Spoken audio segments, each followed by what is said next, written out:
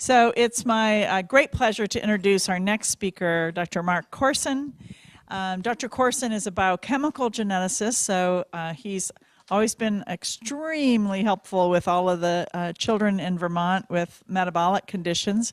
And he was years in clinical practice, has run the teaching program for metabolic clinicians around the United States, and is now involved in a new telemedicine venture, helping all of the other physicians with metabolic questions, VMP Genetics. And so here's Dr. Korson. Thank you. Oh, and I'm sorry, he's on the board of Rare New England. Yes, and we're very proud of that. Yes, thank you. Thank you. Good morning. So yes, I'm a biochemical or metabolic geneticist, and trained at Children's Hospital in Boston in genetics and metabolism. Stayed there as director of the clinic, and then went across town and directed the clinic at Tufts. Left there about a couple of years ago because I realized how challenging this area of medicine is, and perhaps the biggest challenge is there's so few of me, not few of Mark Korson, but few biochemical geneticists. Meanwhile, the patient population is increasing, and that's not a good thing for patients, it's not a good thing for families, it's not a good thing for physicians. And so I'm specializing really now in physician-to-physician support. So I'm helping physicians who are not necessarily trained in metabolic disease, help them with diagnosis and management.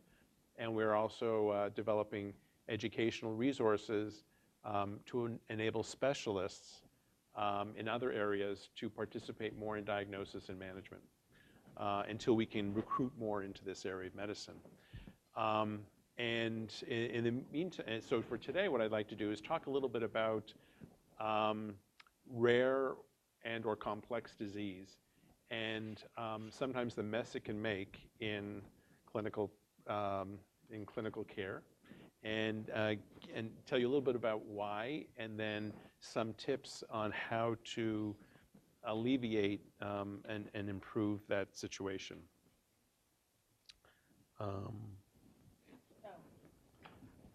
Is it this one? No, this is the one you can walk around. Oh, okay, that's good. Okay. All right, so when I talk about patients, when I mention the word patient, what I really mean is it could be a patient, it could be his or her mother or father, or some other family member. It reflects that. It could be a child patient, it could be an adult patient. So this really applies to all. So the problem with rare and complex is that by definition, if it's rare, then the diagnosis is unfamiliar to a lot of health professionals, and I would include school professionals as well. And as a result, busy health professionals often jump to often unknowledgeable conclusions before they actually figure out what is actually going on. To be good, complex care must be coordinated, because complex often means there are multiple things going on, or there are unusual things going on, and so it needs to be coordinated.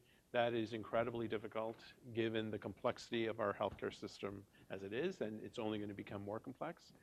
The need for communication between patients and professionals, or between professionals, becomes paramount, because things get lost in written clinic notes. And so there is a need for improved communication. Because physicians don't know as much as they need to know, and other health professionals, then patient advocacy, patient knowledge, and patient advocacy becomes incredibly high. And then you get things that if you have poor or inadequate communication, and you have confusion or lack of knowledge, it only aggravates the complexity. It suddenly becomes more complex and more of a problem. So why does complex diagnosis increase risk of things going bad, or things not going well? And I'm talking about complex diagnosis, but for simplicity of this talk, I'm going to focus on one type of complex disease, and that's mitochondrial disease, or mito. And for those of you, well, actually, how many of present here are connected to a mito diagnosis or mitochondrial diagnosis. So some of you.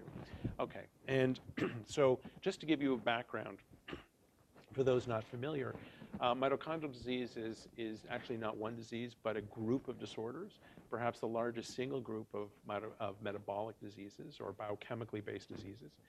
There are probably hundreds of diseases. There's somewhere approaching 200 that are described, and there are probably hundreds more. And they all have sort of, I would say most are variations of the same thing, which is there's a problem in energy production in the body, in the cell, and as a result you get multiple organs becoming dysfunctional at some point, and there's any combination that can occur of dysfunction. And it can be progressive, there can be more than one family member affected, but for the reasons that you'll start to see, it represents a good example of a complex rare disease. So the nature of complex or rare diseases is one that's a problem. There are multiple medical problems, often involving multiple systems. Multiple physicians are therefore involved, and the symptom intensity can vary from day to day. So with some diseases, you don't get, every time you see the patient, you see the same symptoms. With mitochondrial disease, as an example, some days are better than others. They have good days and bad days. Some days the patient is more fatigued, other days they're not. And for disorder associated with energy problems, physicians look for the energy, for an energy deficit. But if it's a good day, the physician may not see that. Sometimes the stomach is affected and the stomach doesn't work very well. On those days, the patient doesn't eat well. But if it's a good day, the patient may be eating well, and the physician can reconcile, what the disease diagnosis is and what they're seeing in clinic.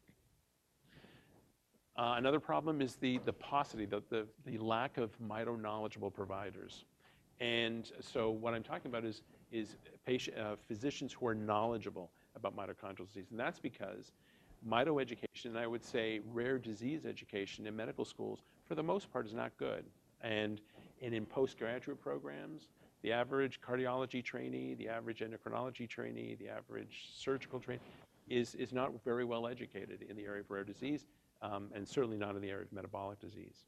And too few go into this area, so that the number of patients, the patient community is increasing as new patients are being diagnosed and they're living longer. But the number of geneticists who are sort of managing these patients is not keeping up with that pace. And yes, and it's good to give grand rounds and increase awareness about it, but the truth is, if you speak in front, or if I speak in front at grand rounds in front of an audience, you get this increased awareness, but it doesn't necessarily change clinical practice, because how long does that knowledge, that awareness, how long does it last? And for the most part, 6 months later, if you try to think what you learned in that grand rounds, the physician may not remember very much. And so as a result, when you're dealing with a situation where you don't have a lot of information, misconceptions abound. And it's amazing where the knowledge comes from. And often it comes from sources that are not very credible, including TV. And so because of this the lack of mito-knowledgeable providers, patients search or shop around for knowledgeable doctors. Any parent who cares about his or her child is going to shop around to find a doctor, but that may not appear very good to physicians who are worried that patients or families are taking a too aggressive approach about their child. Furthermore, the experts are not always at the same hospital. Hospitals would love you to come to a hospital and use all their clinicians, and use the endocrinologist and the surgeon and the cardiologist and the geneticist, and that would be nice, and it would simplify care. But sometimes, it's common for physicians to move from hospital to hospital, and as a result, and patients form relationships with doctors, not with hospitals per se. And if you like a doctor, you're going to follow that doctor to another hospital, but that already complicates care. So for physicians at one hospital, sometimes become two physicians at that hospital, one over there and one over there, and that becomes problematic. So if there are not a lot of mito-knowledgeable physicians, and again, representing mitochondrial disease as our sample diagnosis, then there's a need for mito-helpful clinicians. So what is a mito-helpful provider? Well, such a provider would be willing to, one, is a person who is okay about taking on a complicated case. And there are physicians out there who like complex disease. There are other physicians that say, you know what, I have a full practice, I have a busy practice, I am doing things all the time, I can't get involved with a very complicated case. And that's, if a physician tells you that, they're actually doing you a favor, because a year doesn't pass by with frustration on both sides because the physician isn't meeting your needs. So that is useful information. Such a provider is willing to learn about the patient and the disease, is not too busy to learn, is a good communicator and will pick up the phone and call somebody, is ready to reach out to a professional resource about mitochondrial disease to find out more information, and is a physician who because of this, is constructive, who contributes to the case and doesn't not communicate and is therefore obstructive. So someone who has a positive attitude. Now, and I'll introduce this slide by saying I apologize, because it's nice to have physicians who are gods, but none of us are gods. We are all human, and we all have foibles. And so I apologize on behalf of all my colleagues for not always doing the best we can. But physicians are human, and so some physicians may feel uncomfortable with a patient who knows more than they do. They're intimidated that and show me a rare disease where the parent doesn't know more than 99.9% of the physicians that they encounter, right? Because you live with the disease, you know the clinical course better than any book because you're living with it. But some physicians are not happy with that. They're not comfortable with that. Physicians, by and large, don't like feeling helpless. And dealing with rare and complex disease is an opportunity to feel like, gee, I wish I could do more and I can't. They may not deal well with patient frustration or anger. That's not how they're built. Or they may not be comfortable dealing with bad news, like disease progression, disease deterioration, or dealing with death. And so what happens is they may not call like they should, or they don't communicate well, and it interferes with good care. And some providers, they just don't listen well. They're especially busy ones, and they don't ask questions. They don't ask enough, and sometimes it's just a bad day. Sometimes they think they need to go beyond what they're being asked to do, and so, for example, sometimes we'll give an emergency letter to do, the following things because this patient has XXXXX. And the emergency room physician who doesn't know anything about the disease starts to wonder and question, doesn't follow the orders, doesn't pick up the phone, and launches a different course of action. And that's unfortunate. And then some providers do act with arrogance. They don't ask the condition, and rather than ask questions, they press the psychiatric button or malingering behavior button. And I'll say that it happens more in adult medicine than it does in pediatrics. And unfortunately, it happens more with women, where, in the old days, if women came in with, symptoms that couldn't be explained, then she had, she was hysterical, right? And now she's depressed. And it happens, and unfortunately, it does happen more with women than men. But that is the situation. I think it's getting better with time, though. And then there's the nature, another problem, the nature of the inpatient rotation system, where attending physicians and trainees rotate, either every week or every 2 weeks or every month, which means the whole team picks up and leaves, and a new rotation comes in. Now, that is good because no one fatigues as much. On the other hand, when you're dealing with rare or complex disease, continuity is the best possible approach to that, because people who know you well are going to know the nuances of your symptoms and the nuances of what works for you and what doesn't work for you. And if people are changing, they're not going to be familiar with that. And so, we've had situations where one patient I was familiar with at another hospital, who was in hospital for 7 months, and the teams rotated every month. And by the 4th month, it was clear to the mom that the team did not remember or did not know what had happened in the first month that they were there. Well, and so it led to a situation where the mother felt the need to get more involved and then was then accused of controlling the case because she felt that the team simply weren't reading the medical records, and that is a problem. And so it promotes problems with trust and confidence, and biased providers bias the next round of physicians. So another example of coming onto the ward to introduce myself to a new attending of a patient that was in hospital. And the doctor says, hi, just want to let you know, I saw that new case. I spoke to the mom. I'm ready for her.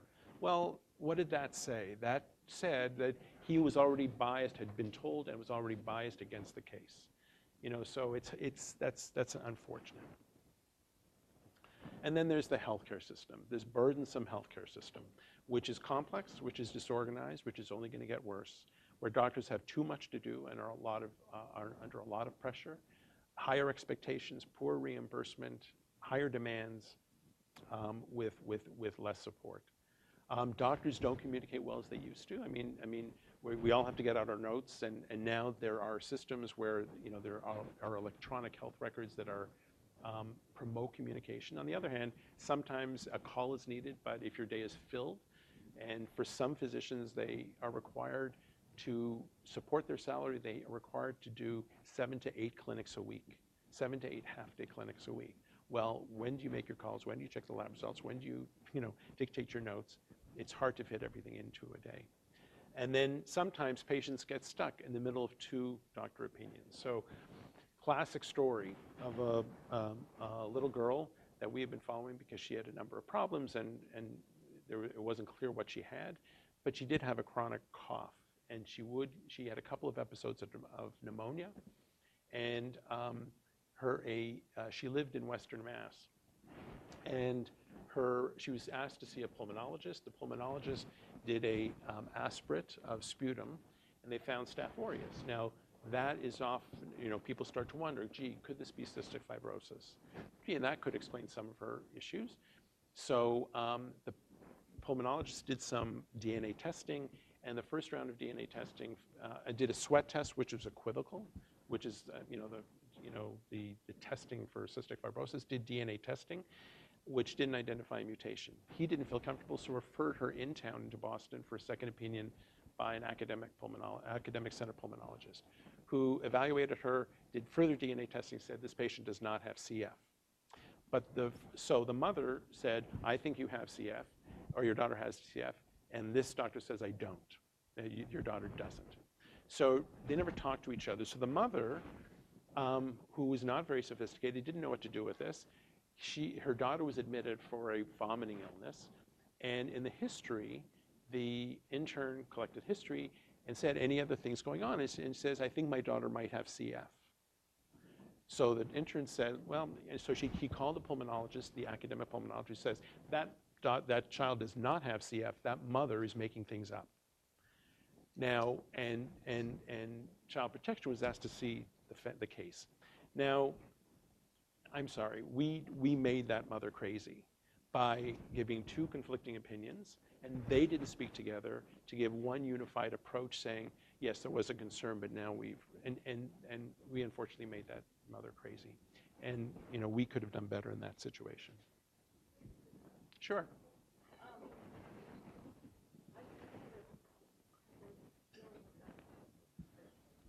I have a question.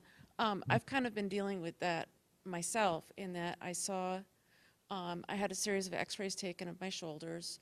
There was the diagnosis of severe arthritis in my AC joints. And then I saw another doctor, and I told him that.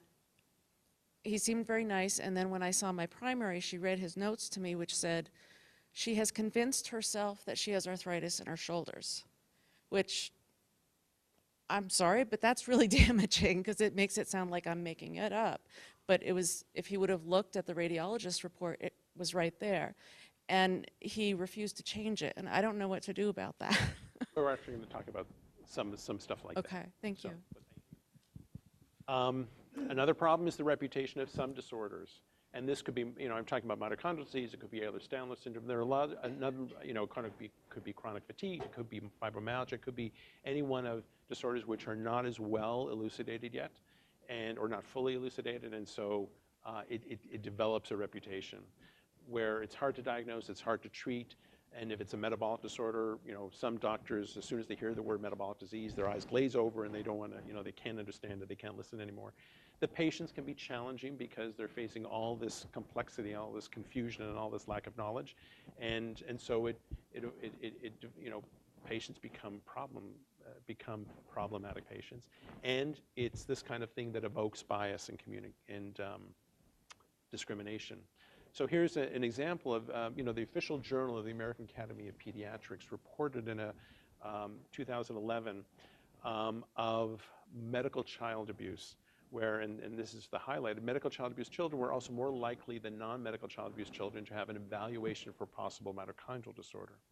Well, what that does, that's a very damaging statement, because what it does is it already puts mitochondrial disease in the differential diagnosis of medical child abuse, and anyone who has that is therefore at higher risk and higher suspicion. Now, the truth is, it is true. I mean, you could hide behind a mitochondrial diagnosis. On the other hand, what it's done is it's really made a problem for this patient population as well.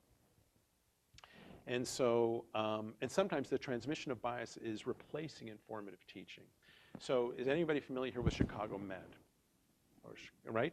And there's, Chicago Law, and I think Chicago Fire. But Chicago Med dealing with I don't watch TV so much, so I'm missing all that. But Chicago Med, I did see this one episode where one of the cases was a case of mitochondrial disease.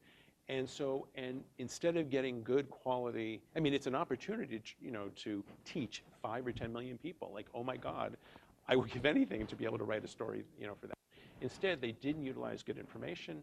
And so the communication was, oh, the only way to make a diagnosis of mitochondrial disease is a muscle biopsy. Well, no, that's wrong. In 2016, that is wrong. What was the other one? That, mitochondrial disease, that's a wastebasket diagnosis.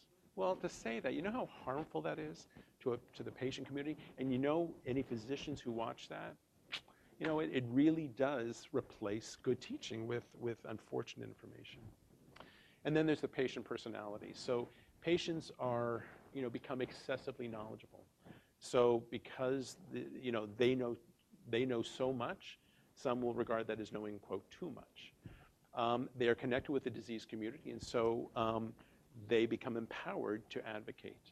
And then patients are frustrated. They're looking for answers. They're trying to build a team of providers.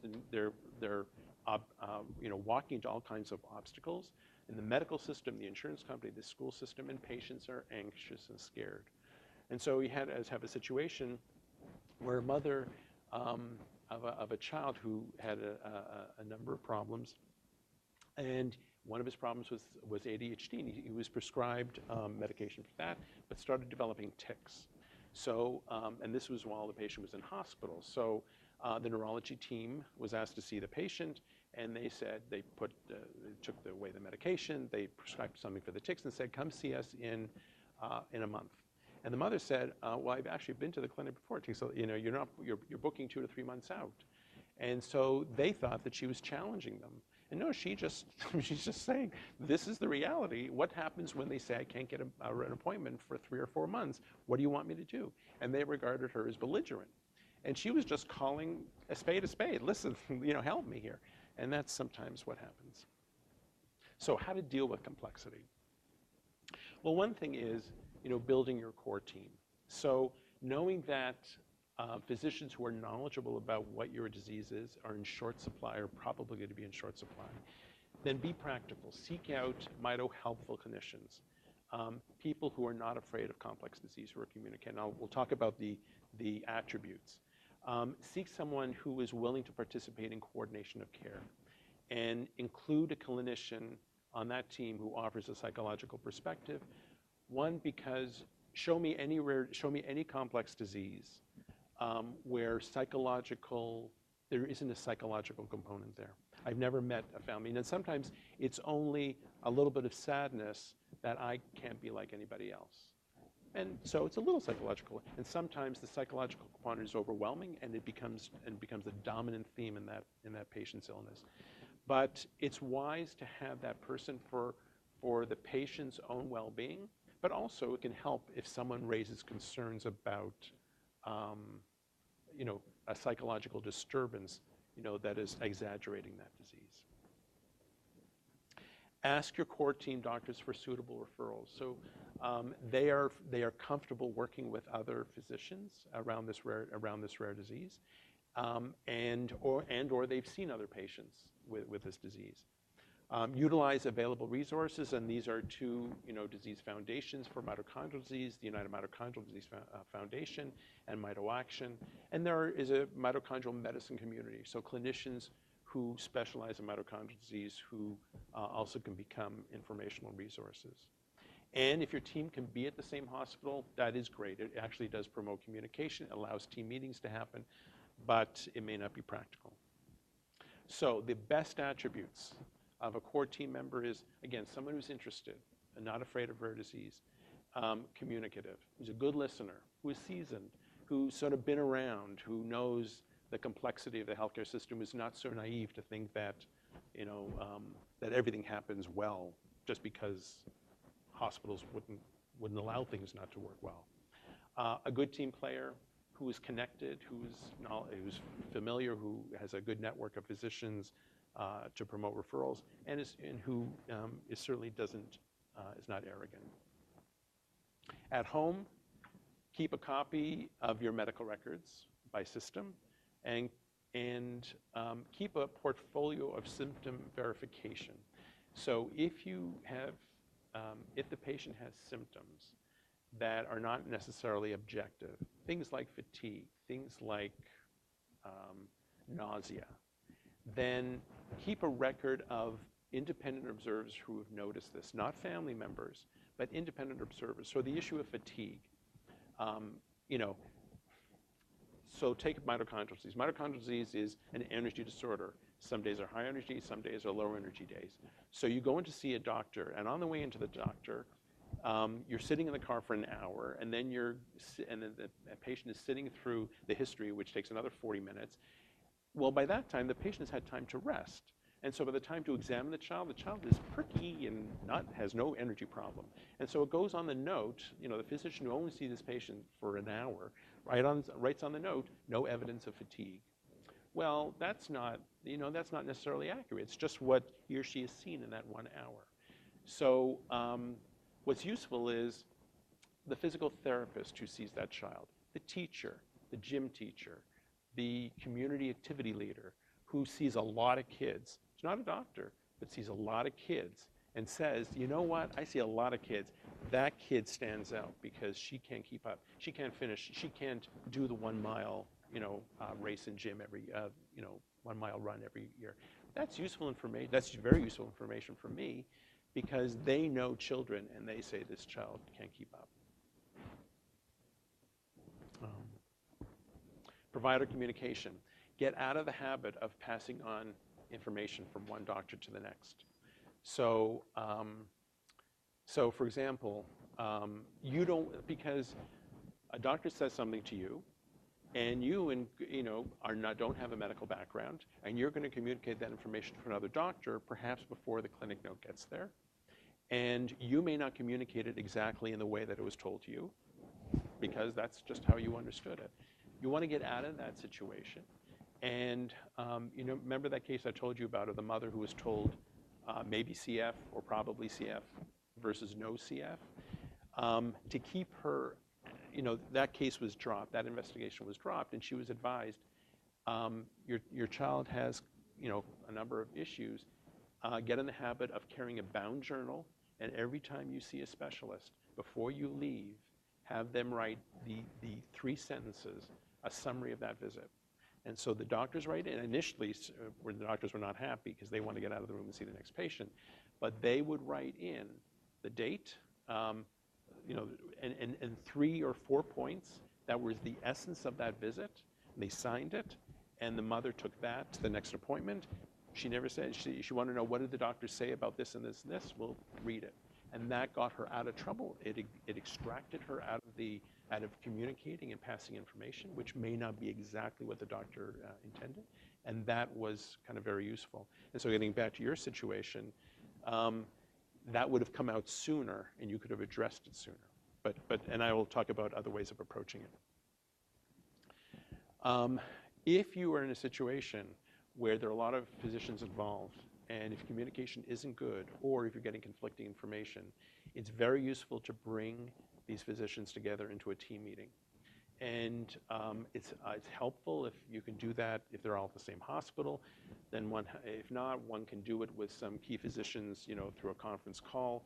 But what it does is it puts everyone in the same room or in the same situation where they are allowed to comment on each other. And if whoever is running that team meeting is doing a good job, the patient comes out with a consensus of what the plan is. And that can be very helpful. And this can also work in an outpatient setting, but you need someone who's going to honcho the call. In the ER, again, avoid passing on orders from a physician. It's good to have an ER letter, that promotes it. And if you're in a situation where,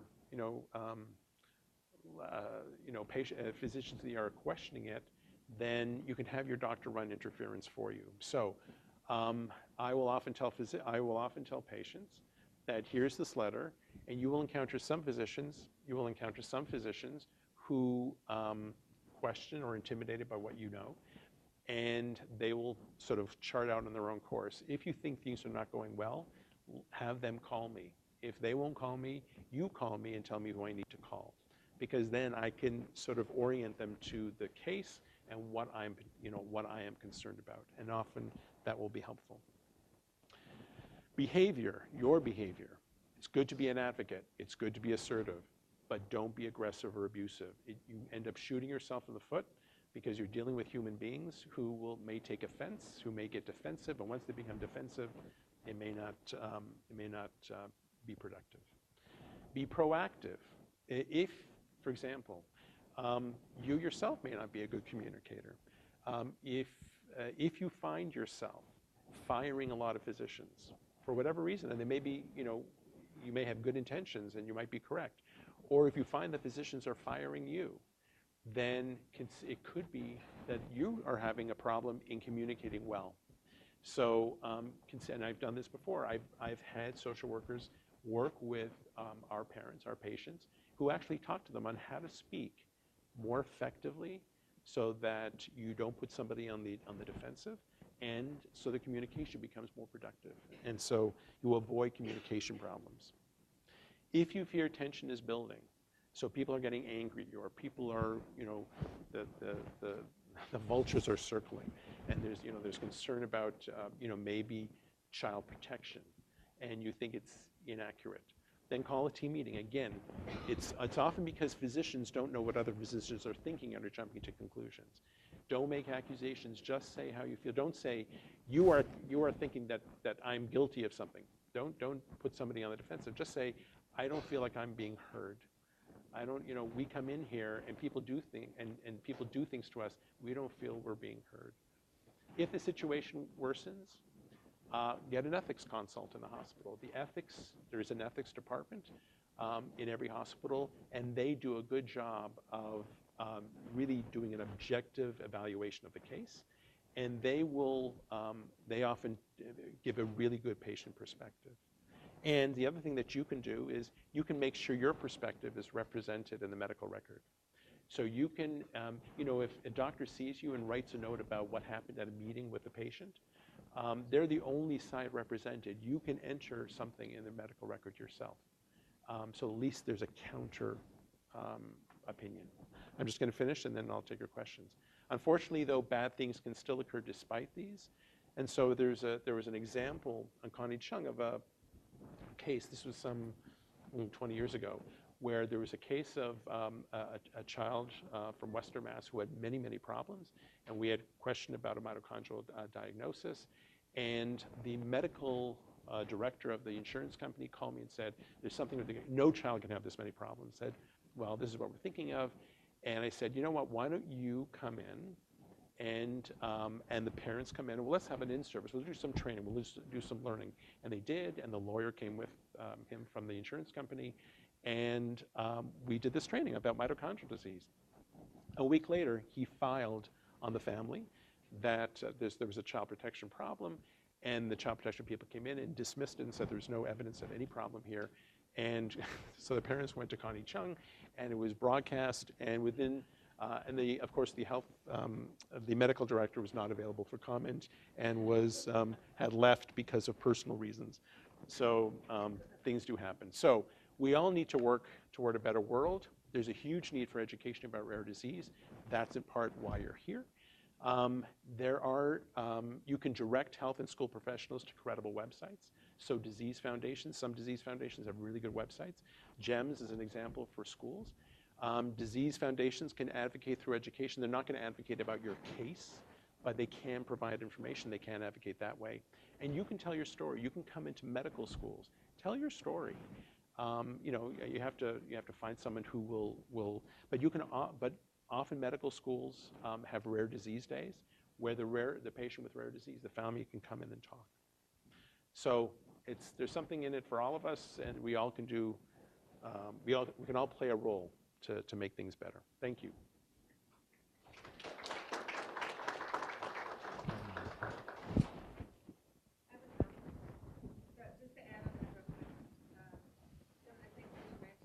That Vermont Family Network can actually help families with. If you're feeling frustrated and need to vent, we're always there to listen.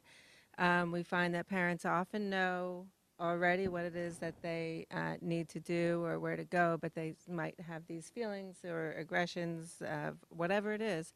You can call us and we're there to listen and help diffuse some of that, so then you can go and do what you need to do. We also run the family faculty program that you spoke about, so we bring parents into the medical school to tell their stories. And you'll hear all about this later if you hear later for our talk about Vermont Family Network and what we do. So I just wanted to add some of that. Thank you. Are there other similar groups represented around the country? There are, correct, yes. So what's that?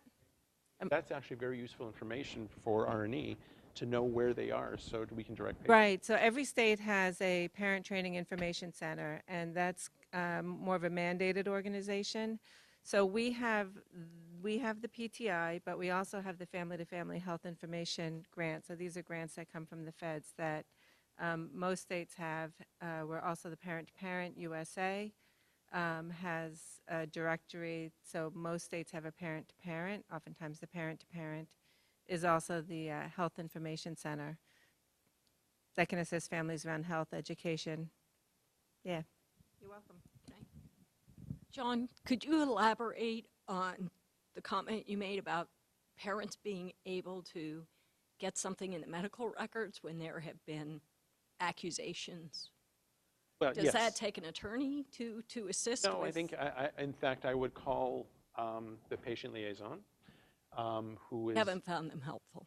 Okay. But I am working with Jessica, too, and John Martin. Right. That's hospital specific, I think. You can also call the ethics department, present that this is showing a biased, and actually this has been probably more helpful, but I wouldn't go to it first. I would do the patient liaison because, in one hospital I worked at, they really held the physicians accountable.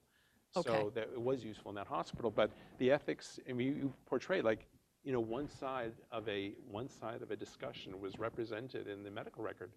That's simply not fair. We're afraid to bring our child to the emergency department now. So, yeah. If nothing else, at least it introduces that there's been a discussion, there's a disagreement.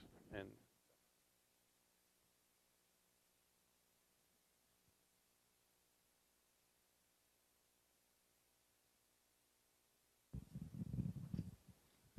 Just to follow up to describe another method to get your voice recorded in the medical record, which is to use the patient portal. So what do we call it here? My Health. My Health, or some people call it My Chart. Electronic medical records around different places have that patient portal. Right, so you can you can sign up for that quite easily. You can message your physicians through that, and those become part of the record. So even if, you expect your providers to respond to those in some way, and there's a documentation about how they respond as well. So that's a way that you can get it into the record without going through any individual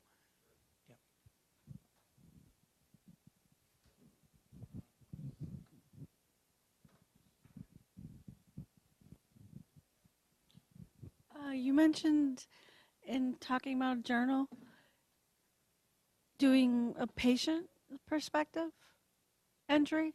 No, the journals were really, it's a journal that the patient carries around from clinic appointment to clinic appointment, where it is recorded there by the physician seeing the patient, the core of the impression from that visit. So, the patient assesses, the physician assesses the patient, and she writes down her assessment, just a very, 3 or 4 points, signs it and dates it, gives the journal back to the patient, who then carries it to the next visit, and there it is in one place, the essence of the clinic visits that they've had over the So last. if a patient wanted to keep their own, Oh, their own journal, I wouldn't do it in that. I would Yeah. keep, you can do Do that, it just I would separate. keep that separately. what would you recommend? What would you advise?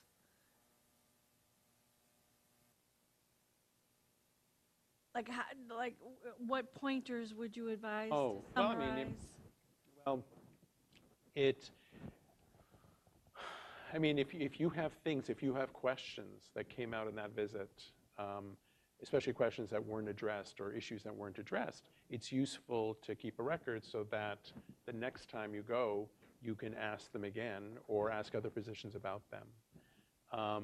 Again, if it's a disagreement you have with a physician, then again, going through the patient portal or finding your voice, making sure you have a voice in the medical record is useful. But those kinds of personal journals are useful, I think, to record information for you or questions that you need to act on in some way.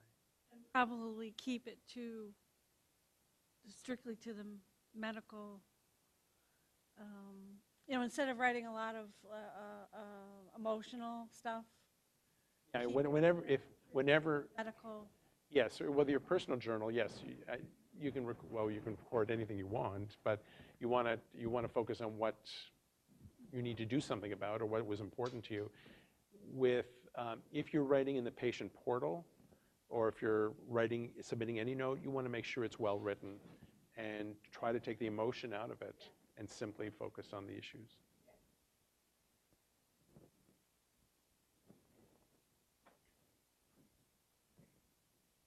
There's also that you could ask for an after visit summary for provider to provider information. So the journal's good, but the after visit summary, sometimes they have the plan and the whole visit is written.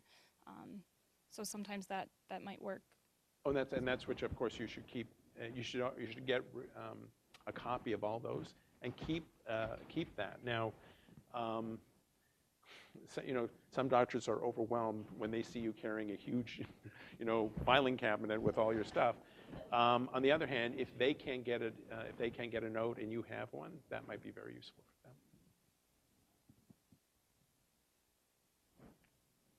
Yes, and I noticed that you got to check those summaries of the visit out, because a lot of times it seems that I'm saying, this was my visit. They seem to get almost everything wrong. Just check them out, the final, the summary of your visit. That's all I'm saying. Thank you. Leah? To follow up on that question about sometimes the overwhelming, amounts of data that busy clinicians, it's hard to synthesize all this. Do you know of any, or is anybody working on any kind of technological app type solutions to help kind of condense things and summarize things to make it useful for the transfer of information? Or is the journal sounds amazing, but are there ways that people are working on to make it, easier and more transferable?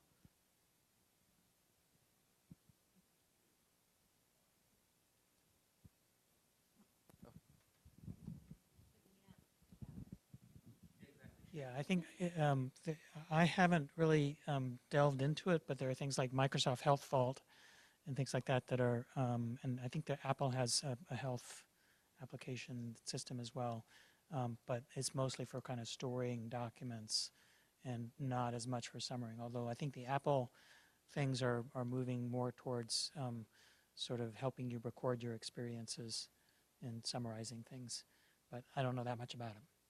Right, and what it has to, but the importance here is that it has to be it has to be written by the clinician, right? It's not you writing, it has to be written by the clinician.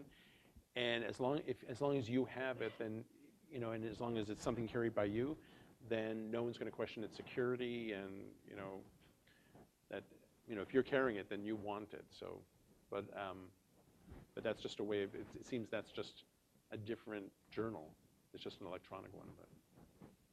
And if I could put, it is overwhelming to read through a large stack of medical records, whether they come from the medical record source or whether they come from a patient.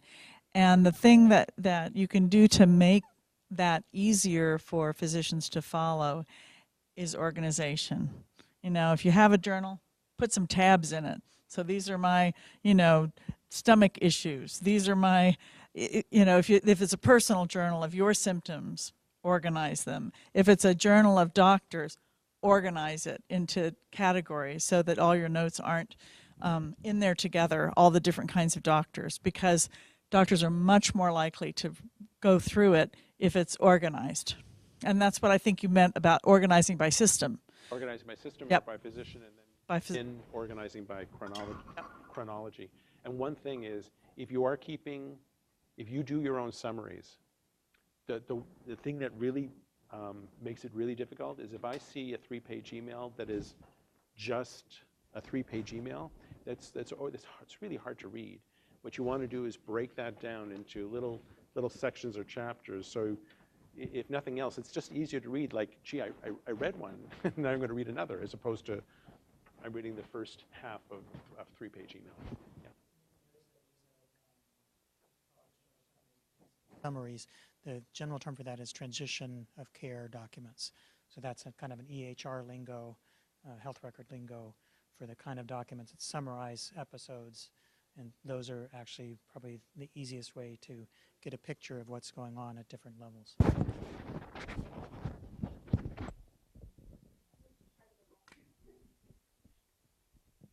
I'm with the Muscular Dystrophy Association, and we're actually rolling out newly diagnosed binders. So patients and families can now take different cards, so physicians' cards and any documents that they receive, and put it into an organized binder. It also gives information about our services and what's available to them. They're rolling out. It'll function as a tool to be sort of a medical passport.